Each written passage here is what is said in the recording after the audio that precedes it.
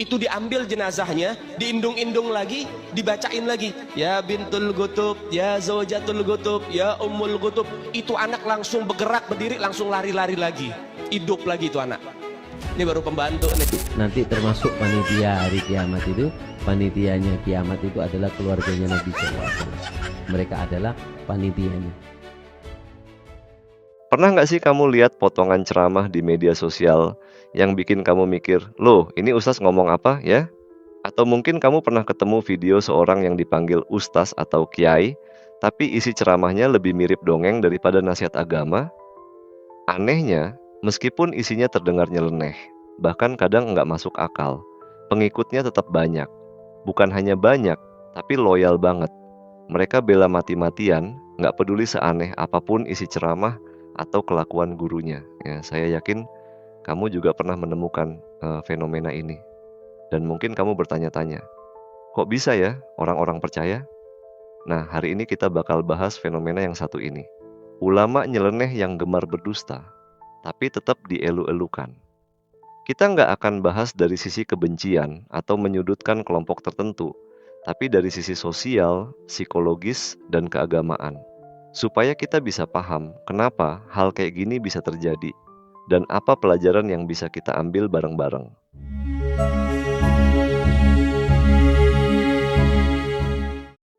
Kalau kita tarik ke kehidupan sehari-hari, sebenarnya kita udah familiar dengan konsep figur panutan. Di sekolah, ada guru yang kata-katanya jadi pegangan. Di rumah, ada orang tua yang nasihatnya dianggap mutlak. Di lingkungan, ada tokoh yang dianggap tahu segalanya. Dan dalam konteks agama, tentu ada ustaz, kiai, atau habib yang dianggap punya ilmu dan petunjuk. Tapi masalah muncul ketika figur itu disakralkan secara berlebihan. Apapun yang dia ucapkan dianggap mutlak benar. Bahkan kalau sudah jelas-jelas keliru, tetap dibela seolah nggak ada yang salah. Misalnya, ada ustaz yang bilang bahwa perempuan kalau keluar rumah tanpa izin suami, nanti malaikat nggak bakal nyapa dia. Atau ada juga yang ceramah soal jin masuk tubuh manusia lewat celana jeans. Bahkan ada yang bilang, kalau kamu ikut zikir dari kelompok mereka, kamu bakal langsung dapat surat undangan masuk surga. Absurd? Iya. Tapi pengikutnya tetap banyak bahkan makin bertambah. Kenapa bisa begitu? Jawabannya nggak sesederhana mereka bodoh atau nggak punya logika. Justru kita harus jujur bahwa fenomena ini muncul karena ada celah besar dalam pemahaman agama di tengah masyarakat. Banyak orang yang haus akan bimbingan spiritual, tapi nggak tahu harus kemana. Ketika mereka melihat seseorang tampil dengan jubah, sorban, dan kata-kata yang terdengar meyakinkan, mereka mengira itu adalah petunjuk yang mereka cari selama ini. Selain itu, kita juga harus sadar bahwa orang cenderung lebih suka dengan narasi yang menenangkan hati atau memberi harapan instan. Ceramah-ceramah yang membahas surga dan dosa secara sederhana, tanpa konteks ilmu atau penjelasan mendalam, seringkali lebih menarik perhatian dibanding penjelasan agama yang logis dan menyeluruh. Apalagi kalau dibumbui dengan kisah-kisah mistis, dongeng yang menggetarkan hati, dan janji-janji manis tentang pahala instan, wah, itu laku keras. Disinilah kita bisa lihat bahwa banyak masyarakat lebih suka agama rasa hiburan ketimbang agama yang menuntun dengan ilmu. Agama jadi seperti tontonan. Siapa yang paling heboh, paling viral, dan paling menyentuh perasaan, dia yang menang. Dan sayangnya, sebagian tokoh nyeleneh memanfaatkan celah ini. Mereka tahu apa yang ingin didengar orang. Mereka tahu bagaimana cara menarik emosi. Dan mereka tahu bahwa semakin kontroversial, semakin banyak yang penasaran. Padahal agama seharusnya bukan soal sensasi. Agama adalah jalan hidup yang dibangun atas ilmu, akhlak, dan kejujuran. Tapi yang terjadi sekarang, kita justru disuguhi ceramah-ceramah kosong yang hanya berisi dogma bombastis, tanpa dasar ilmu yang jelas. Bahkan, kadang ada yang sengaja memelintir ayat atau hadis untuk mendukung narasi pribadinya. Saya pernah lihat satu potongan video yang cukup bikin kening berkerut. Seorang penceramah bilang bahwa kalau kamu bersedekah ke dia, maka semua dosa kamu akan dihapus, dan kamu nggak perlu lagi bertobat. Dia bilang, saya ini wali, sedekah ke saya itu langsung diterima di langit. Gimana nggak miris coba? Tapi yang bikin lebih miris lagi, orang-orang justru berebut kasih sedekah sambil menangis dan minta didoakan.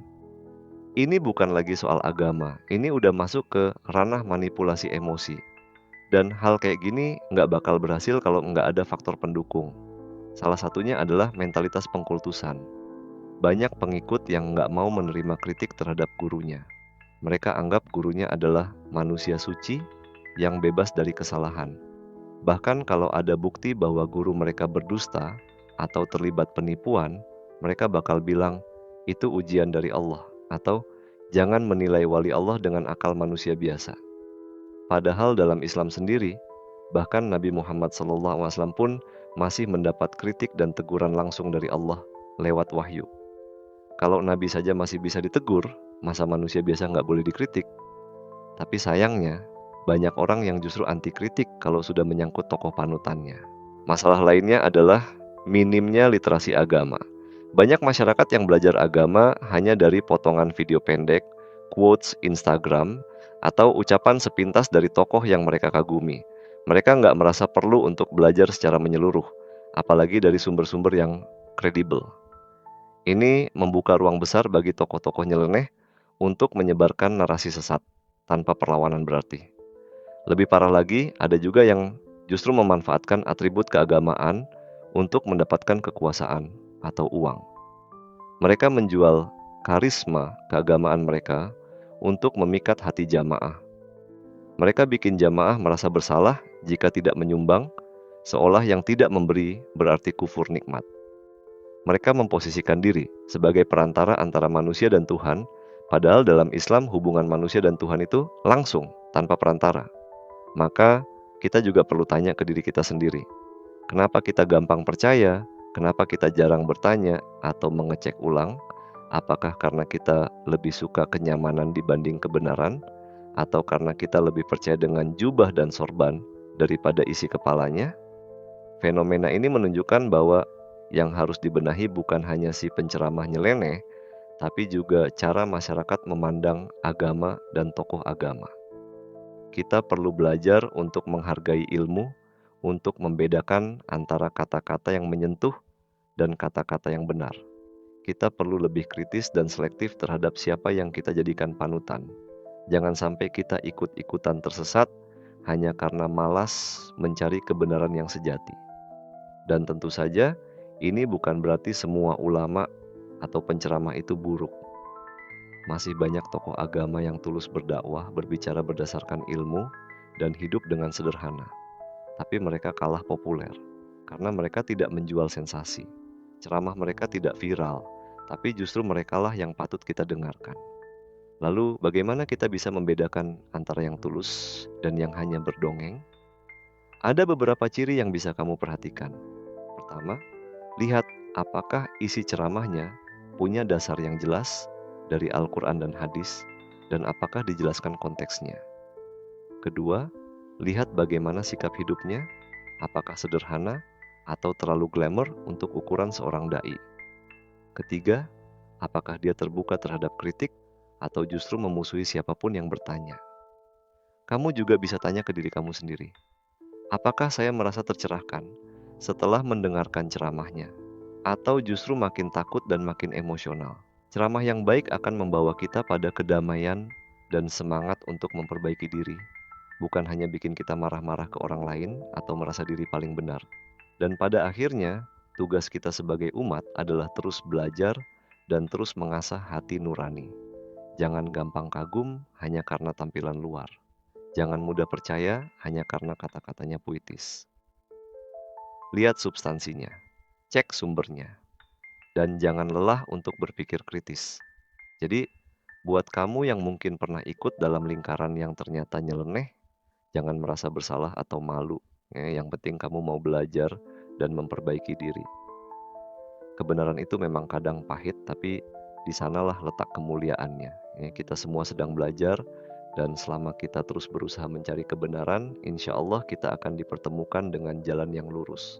Nah, sekarang saya ingin dengar dari kamu, apakah kamu pernah ikut pengajian yang belakangan kamu sadari isinya nyeleneh?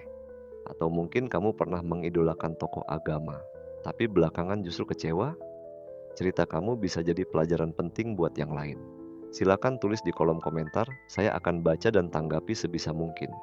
Dan kalau kamu merasa video ini penting, tolong bantu share ke orang-orang terdekat kamu.